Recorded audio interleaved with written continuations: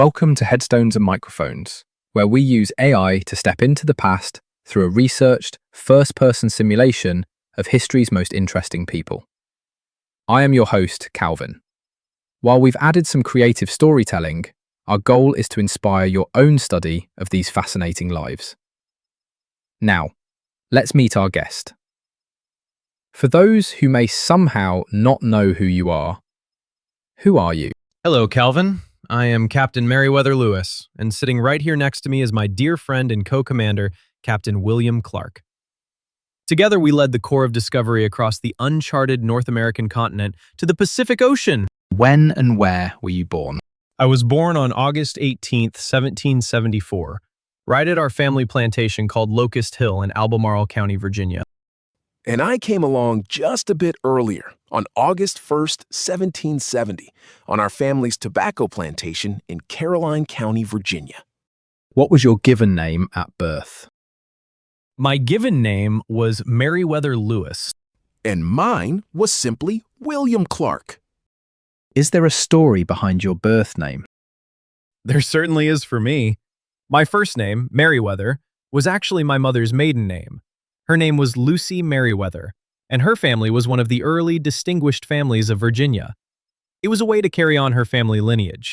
For me, William was just a strong, classic name in the Clark family tree. What was your hometown like growing up? Albemarle County was beautiful but very rural. It was right near the edge of the Virginia wilderness at the time, surrounded by dense forests and rolling hills, not too far from Monticello, the home of Thomas Jefferson. My hometown in Caroline County was a bustling tobacco farming area. But when I was 14, my family moved out to the frontier of Louisville, Kentucky. We traveled by flatboat down the Ohio River, and that wilderness was wild, rugged, and full of adventure. What was your family life like? My family life was full of love but faced early hardships. My father, William Lewis, died of pneumonia while serving in the Continental Army when I was only 5. My mother eventually remarried, and we moved to Georgia for a time, where she taught me all about plants and natural remedies. I grew up as the 9th of 10 children. 5 of my older brothers fought in the Revolutionary War. My brother George Rogers Clark was a famous general and frontiersman, and he practically took me under his wing and taught me everything about surviving in the woods. What kind of kid were you? I was an outdoor fanatic. I didn't care much for sitting still.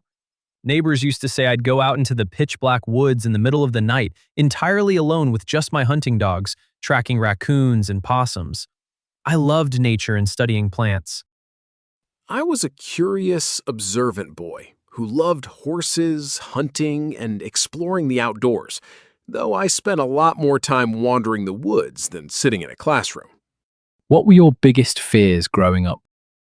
Growing up on the frontier, your main fears were practical: wild animals, unpredictable weather, and the very real danger of getting lost or running out of food in the deep woods. You quickly learn to respect nature rather than fear it. What did you dream of becoming as a child? I always dreamed of a life of high adventure and military service, following in the footsteps of my father and uncles. I wanted to see what was beyond the next ridge. I dreamed of the great western frontier. Hearing my brother George's stories about the Ohio Valley made me want to explore the great unknown waters and chart new lands. What were some of your favorite activities in school? I didn't actually go to a formal school until I was about 13, when I was sent back to Virginia to be tutored by ministers. My favorite activities were reading about natural sciences and borrowing books from our neighbor, Thomas Jefferson. I didn't have any formal schooling at all, Calvin. I was tutored at home in things a Southern gentleman needed to know: mathematics, geography, and horsemanship. If I'm being honest, formal English grammar and spelling were definitely not my favorite activities, as anyone who read my expedition journals can tell you. What was your first job? When my stepfather passed away, I returned to Virginia at 18 to manage our family plantation, Locust Hill. It was a massive responsibility for a teenager, overseeing thousands of acres. My first official step out into the world was joining the Kentucky militia at age 19 to fight in conflicts on the frontier.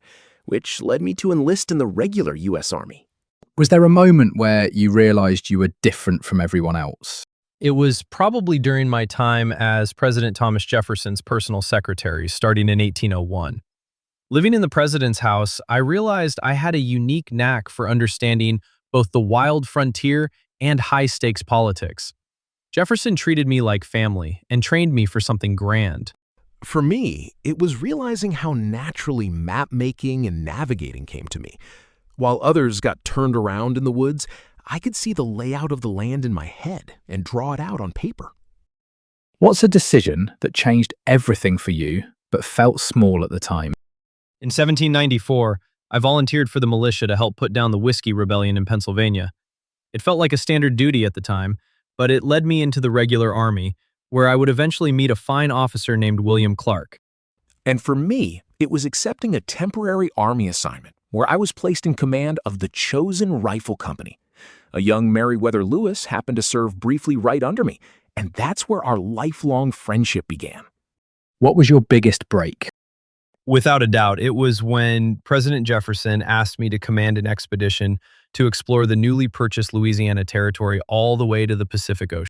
And my biggest break was receiving a letter from Meriwether in 1803 inviting me to co-command that very expedition with him. I was facing some tough financial times, and that letter changed my life. What were your biggest struggles before success? Managing a massive estate at such a young age was incredibly stressful, and I often felt a heavy weight of responsibility for my mother and siblings. After I resigned from the Army in 1796 to look after my family's estates, I had a lot of bad luck in business and farming. I was facing severe financial ruin and felt completely stalled in life before the expedition came along. Did you ever consider quitting? Never.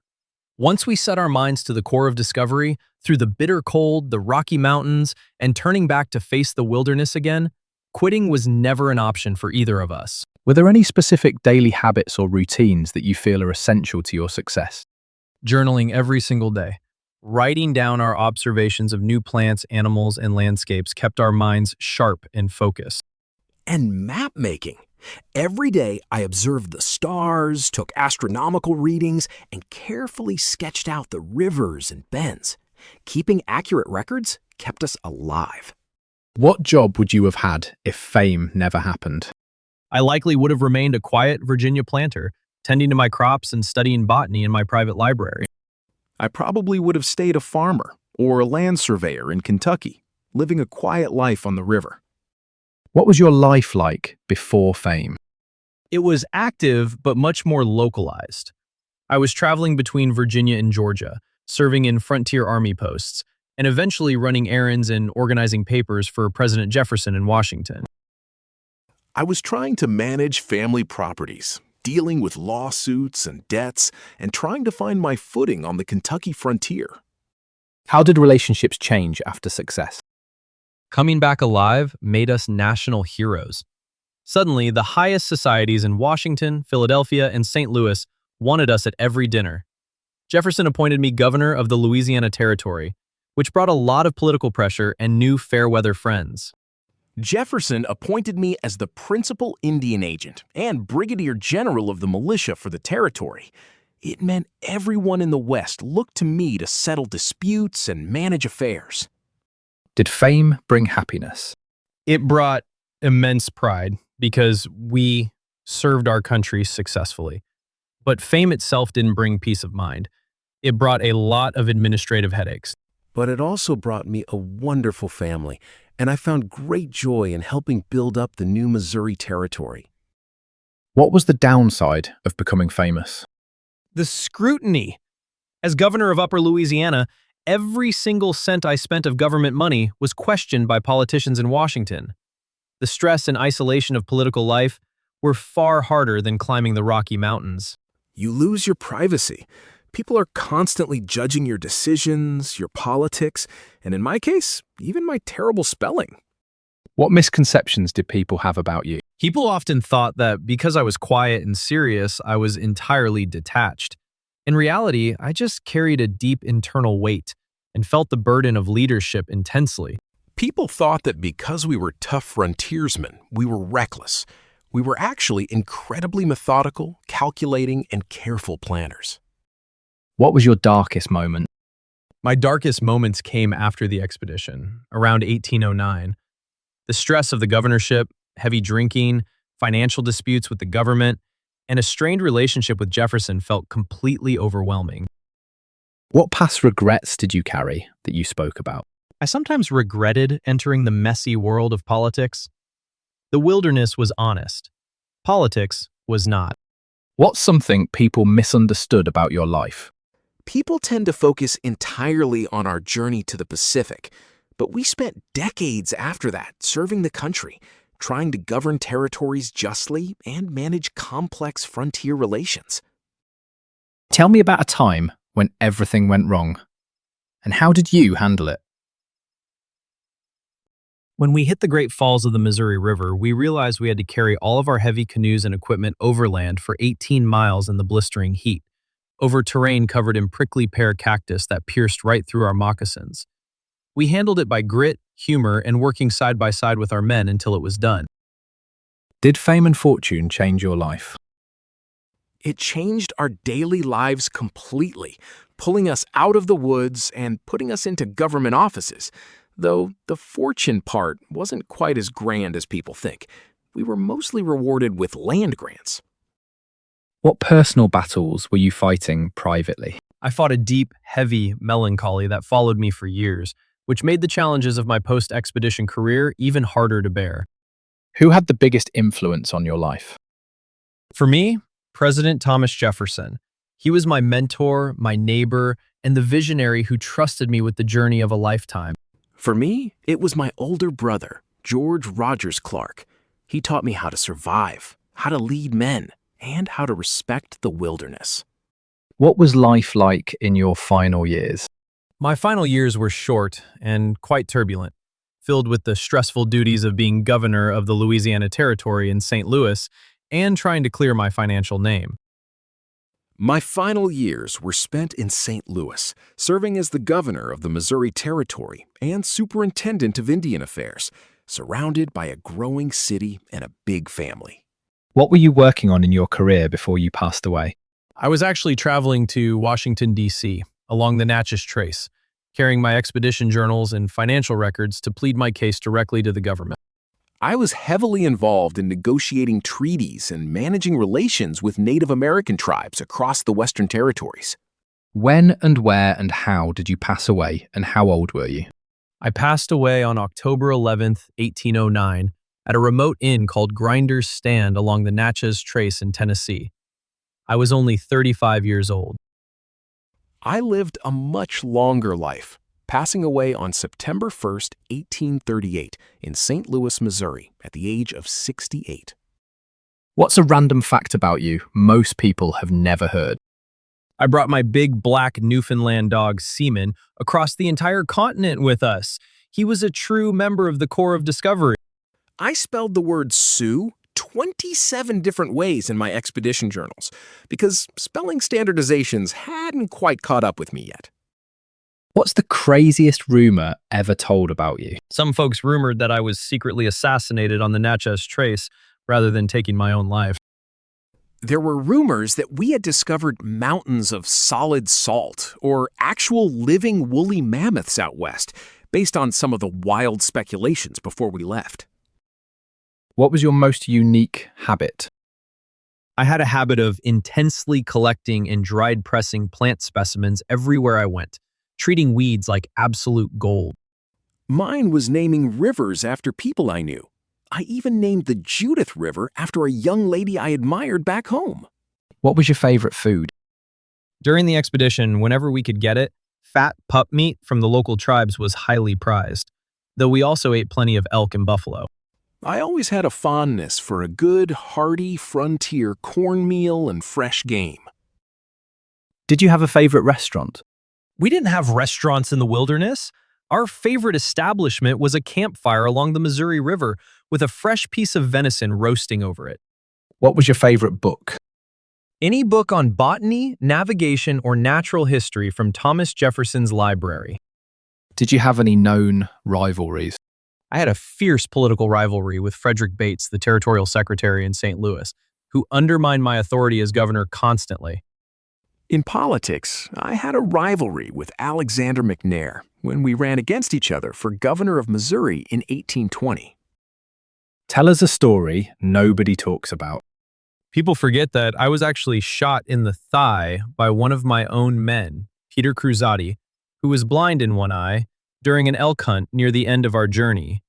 I had to spend the final weeks of the trip laying face down in a pirogue. What's your funniest behind-the-scenes moment? We had a portable brass soup cooker that we used to make an experimental portable soup.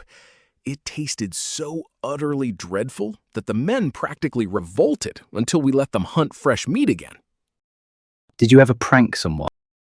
We didn't prank each other often, but our master fiddle player, Pierre Cruzat, would play lively tunes at night to dance for the native tribes we met, which always brought a lot of laughs and joy to the camp.